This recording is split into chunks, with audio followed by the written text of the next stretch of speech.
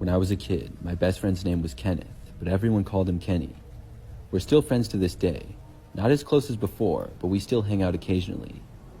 At around the age of 12, my favorite thing to do was hang out at each other's houses and play video games.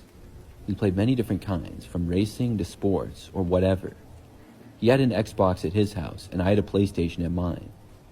One day, I went over to Kenny's to hang out. He had an older sister, but I remember that she was gone at one of her friends' houses at the time. Kenny's house was one level, and his bedroom was at the far back end and faced the backyard. I remember that we started playing video games in Kenny's room early in the evening.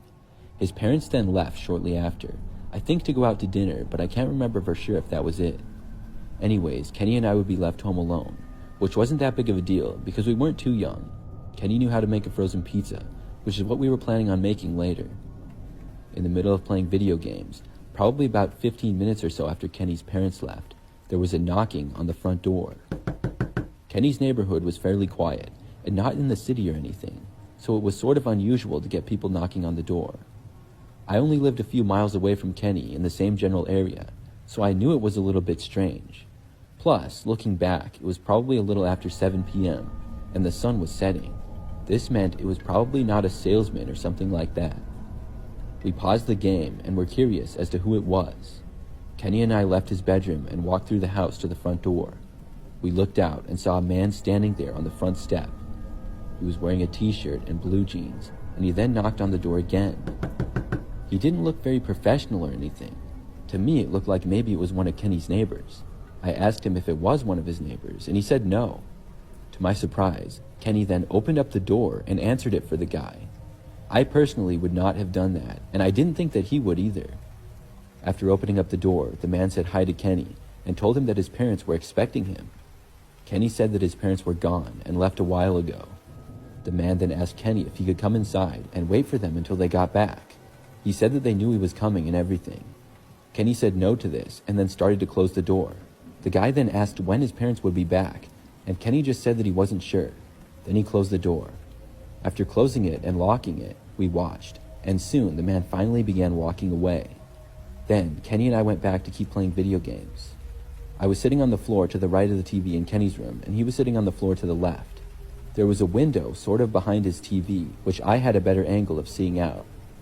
Maybe 10 minutes after we had resumed gaming, I was sure that I saw the man walk past out the window. Obviously, I only saw him for like a second, but to see him in the backyard was really weird. I paused the game, and Kenny asked me what I was doing. I asked him if he saw the guy out the window, and I told him that I had seen him walking past. Kenny hadn't though, but he believed me. We both went over to the window and looked out.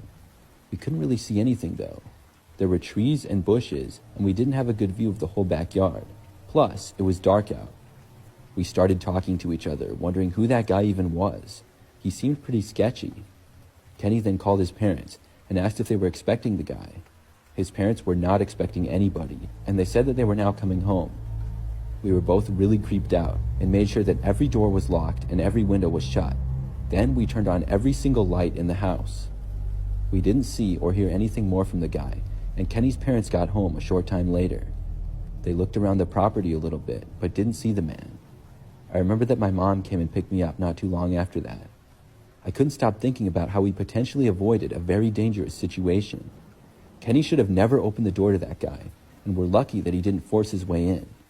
What his intentions were, I have no clue, and then walking in the backyard was very suspicious as well.